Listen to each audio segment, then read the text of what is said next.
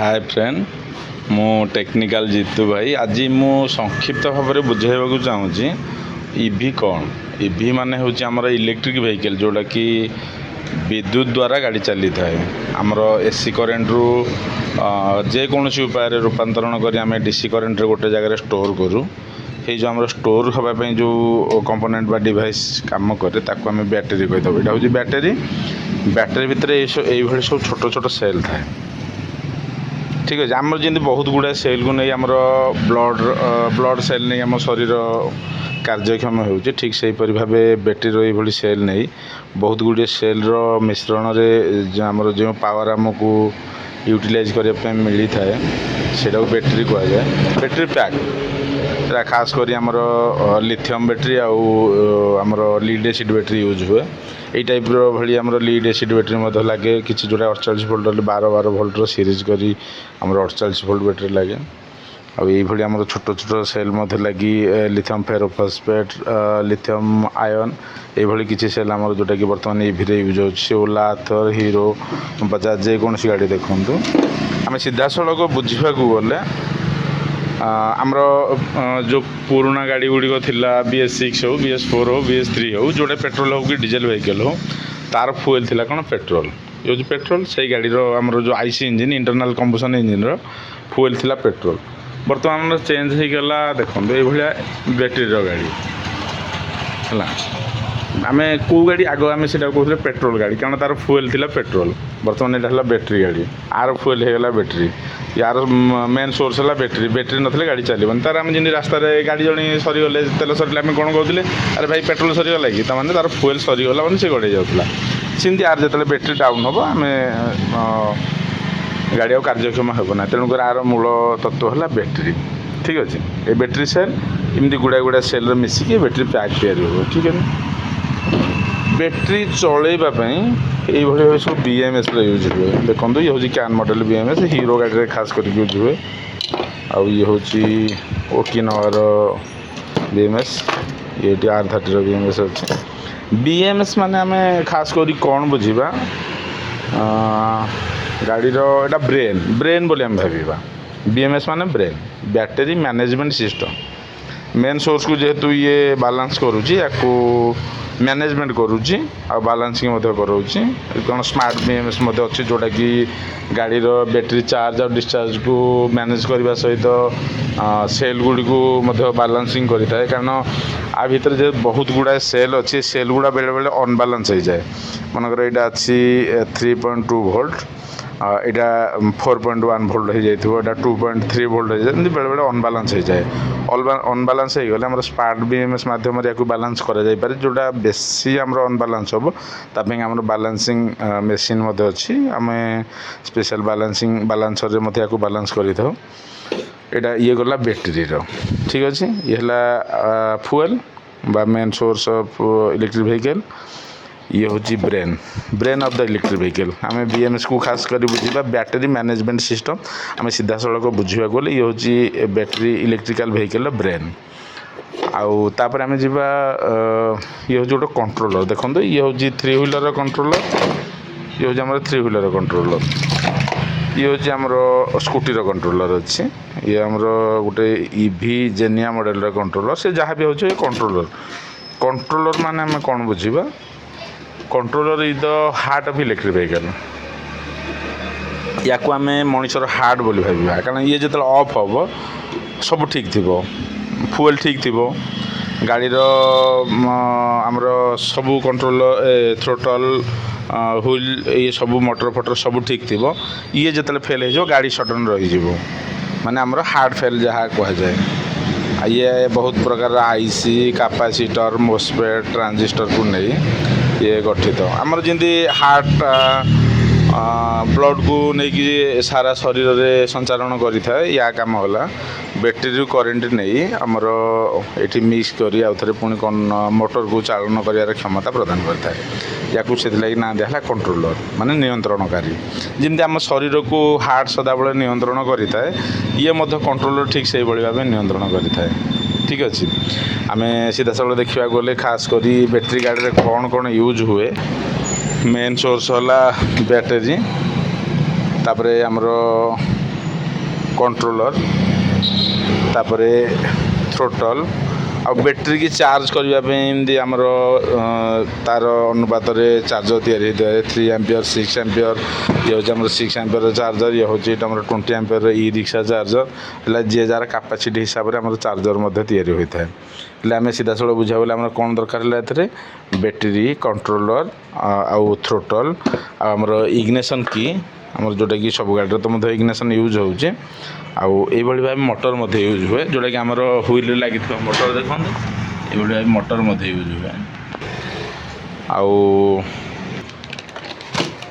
ये भाव गोटे एनसीबी यूज हुए जोटा कॉन्टैक्ट ब्रेकर जदि आमर कौन कारण कंट्रोलर बहुत प्रेशर पड़े कि मोटर रे बहुत प्रेशर पड़े तेज आमको बैटेरी की सुरक्षित रखापी गाड़ी को सुरक्षित रखापी वायरिंग को सुरक्षित रखापी आमर ये कॉन्टैक्ट ब्रेकर बैटेरी सहित कंट्रोलर को डिस्कनेक्ट कर दिए जहाँफल आमर वायरिंग रक्षा पाई जाए गाड़ी रक्षा पाई जाए जोटा कि स्पार्क जनरेटर हुए ना आउ कि कौन सी निआ लगे क्षमता जो आम कहूचे पोड़ी जाऊँगी गाड़ी से भाई किसी परिस्थिति उपजे ना आम सीधा सड़क देखा गले आम कि भाव इवी कम कै आम गाड़ीटा तो सीधा चल दौजे ता विषय कि जाना आवश्यक प्रथम सोर्स है बैटेरी रू डायरेक्ट करेन्ट जाए इग्निशन को इग्निशन चाबी रू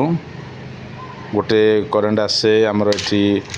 कंट्रोलर को कंट्रोलर पॉजिटिव गोटे तो पॉजिटिव सदा बेले बैटेरी सहित कनेक्शन थाए आ गोटे आमर इग्निशन की अच्छी एमर 6 नंबर पिन अच्छे बोधे कौन सी गाड़ी किसी अच्छे आम जो डायग्राम माध्यम पर आउ एक वीडियो बनाई धीरे धीरे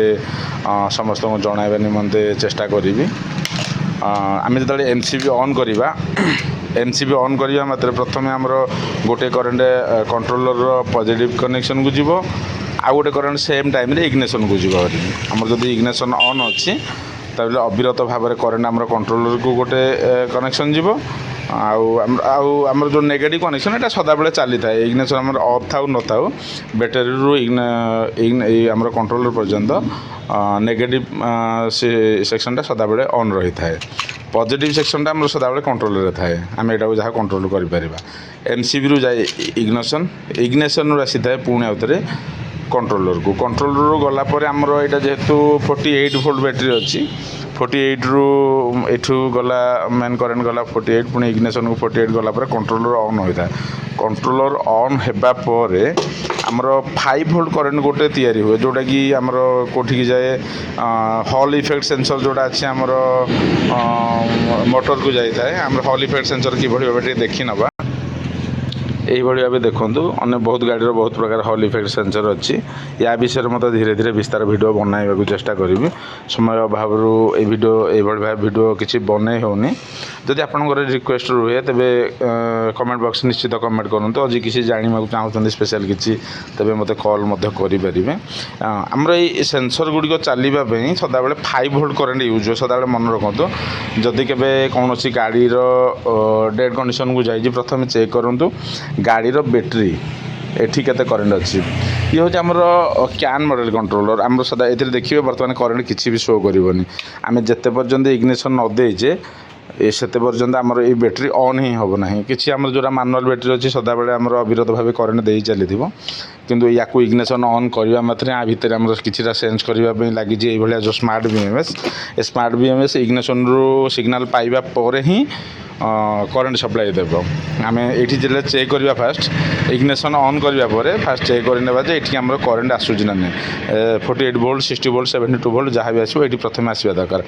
एठी आसवा पर आम चेक करवा आर जो इग्निशन अच्छी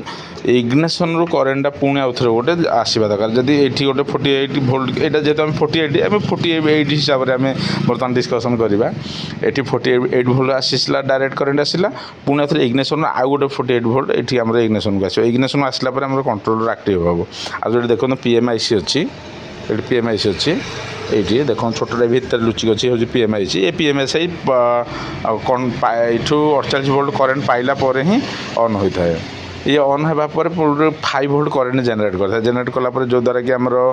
हॉल इफेक्ट सेंसर गोटे 5 वोल्ट जाए गोटे थ्रोटल पोजिशन सेंसर को 5 वोल्ट करेन्ट जाए देखो ये 5 वोल्टर भी किसी सिग्नाल अच्छी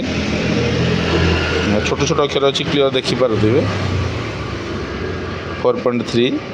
देखते भलसे देखी दिखाँ এইভাবে ভাবে 5 ভোল্ট করেন্ট ফার্স্ট চেକ୍ করবে। তেণুকরি যদি আমার কৌশি গাড়ি ডেড অছি ফার্স্ট দেখি নেবে, এটি আমার কনফর্ম হয়ে গেলে 48 ভোল্ট করেন্ট আসুচি। তারপরে আমার গাড়ির থ্ରୋଟଲ୍ পাখু ফার্স্ট দেখি নেবে। এটু আমি তো কনফর্ম জানি হবনি, কাହିଁକି ନା ଚାଇନାର ସିଷ୍ଟମ୍ ହେଲା କେବେ ମଧ୍ୟ କନଫର୍ମ କରି କେବେ କୌଣସି ଡାଟା ଦିଏ ନାହିଁ। ତେଣୁକରି ଆମେ ବେସିକ୍ ହିସାବରେ ଦେଖିବାକୁ ପଡ଼ିବ। ଥ୍ରୋଟଲ୍ର ଏ ଯେଉଁ କପଲର୍ ଅଛି, ଏଇ କପଲର୍ର ରେଡ଼୍ ତାରରେ 5 ଭୋଲ୍ଟ କରେଣ୍ଟ ଆସିବା ଦରକାର। ଆଉ ଆମର ହଲ୍ ଇଫେକ୍ଟ ସେନ୍ସର ଯେଉଁ ଅଛି, ଏଠି ମଧ୍ୟ ଗୋଟେ ରେଡ଼୍ ତାର ଅଛି, ଯେଉଁଟା 5ଟା କନେକ୍ସନ୍ ଥାଏ। ସେ 5ଟା କନେକ୍ସନ୍ ତାରରେ ମଧ୍ୟ ରେଡ଼୍ରେ 5 ଭୋଲ୍ଟ କରେଣ୍ଟ ଆସିବା ଦରକାର। ଯଦି ଏଇ ଯୋଡ଼ିକ କରେଣ୍ଟ ଆସୁନି, ତେବେ ଗାଡ଼ି ଆମର କୌଣସି ମଧ୍ୟ କଣ୍ଟ୍ରୋଲର ଆକ୍ଟିଭ୍ ହେବନି, ମୋଟରକୁ କରେଣ୍ଟ ଦେବନି। ଆମେ ଯଦି ଫାର୍ଷ୍ଟ ଚେକ୍ କରିନେବା, ଇଗ୍ନିସନ୍କୁ ଫାର୍ଷ୍ଟ ଦେଖିନେବା, କଣ୍ଟିନ୍ୟୁଟି ମୋଡ଼ରେ ବ୍ୟାଟେରୀ ଡିସ୍କନେକ୍ଟ କରି ମାତ୍ର MCBକୁ ଅଫ୍ କରି ଆମେ ଫାର୍ଷ୍ଟ ଏଇଠି ଇଗ୍ନିସନ୍କୁ ଚେକ୍ କରିନେବା ଯେ ଏଥିରେ କଣ୍ଟିନ୍ୟୁଟି ଶୋ କରୁଛି। ତା ମାନେ ଏଇ ଭିତରେ ଯେଉଁ ଆମର ଅଛି କନେକ୍ସନ୍ଟା ଏଇଟା ଠିକ୍ସେ କାମ କରୁଛି ନାହିଁ ଫାର୍ଷ୍ଟ ଜଣାପଡ଼ିଯିବ। ଯଦି ଏ ଠିକ୍ ଅଛି ଆମର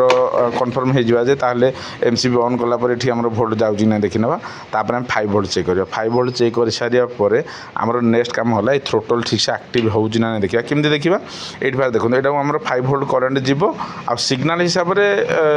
ମିନିମମ୍ 2.5 ଭୋଲ୍ଟରୁ 4.35 ଭୋଲ୍ଟ 4.5 ଭୋଲ୍ଟ ପର୍ଯ୍ୟନ୍ତ ଏଠି ଆସିବ। ଯଦି ଆମେ ଆକ୍ସିଲେଟର ମୋଡ଼ିଲା ପରେ ଏଠିକି ଆମର କରେଣ୍ଟ ଆସୁନି, ତେବେ ଆମେ କନଫର୍ମ ହେଇଯିବା ଥ୍ରୋଟଲ୍ ଖରାପ ଅଛି। ଥରେ ଏଇଠୁ ଆମେ ଫାର୍ଷ୍ଟ ଚେକ୍ କରିବା ପରେ ତା'ର କଲର୍ କୋଡ଼୍କୁ ଟ୍ରାକ୍ କରି ଆମେ ଏଇ ପର୍ଯ୍ୟନ୍ତ ଆସିବା। ଏଠି ବି ଚେକ୍ କରିବା ଏଠୁ ସିଗ୍ନାଲ କରେଣ୍ଟଟା ଏଠି ଠିକ୍ସେ ଆସୁଛି ନା ନାହିଁ। ଭିଡ଼ିଓକୁ ସ୍କିପ୍ କରନ୍ତୁ ନାହିଁ, କାହିଁକିନା ଯଦି ସ୍କିପ୍ କରିବେ କିଛି ବି ବୁଝିପାରିବେ ନାହିଁ। ମୁଁ ଧୀରେ ଧୀରେ ବର୍ତ୍ତମାନ ନୂଆକରି ସମସ୍ତଙ୍କୁ ଏହି କାମ ଉପରେ ଅବଗତ କରିବା ନିମନ୍ତେ ଗୋଟେ ଛୋଟ ପ୍ରୟାସ ଜାରି ରଖିଛି। ଆଉ ଏଇଟା ମଧ୍ୟ ଆପଣ ଦେଖନ୍ତୁ, ଭବିଷ୍ୟତରେ ଧୀରେ ଧୀରେ କାମରେ ଆସିବ। ଯଦି ଠିକ୍ ଲାଗୁଛି ଲାଇକ୍ କମେଣ୍ଟ ନିହାତି ଦିଅନ୍ତୁ।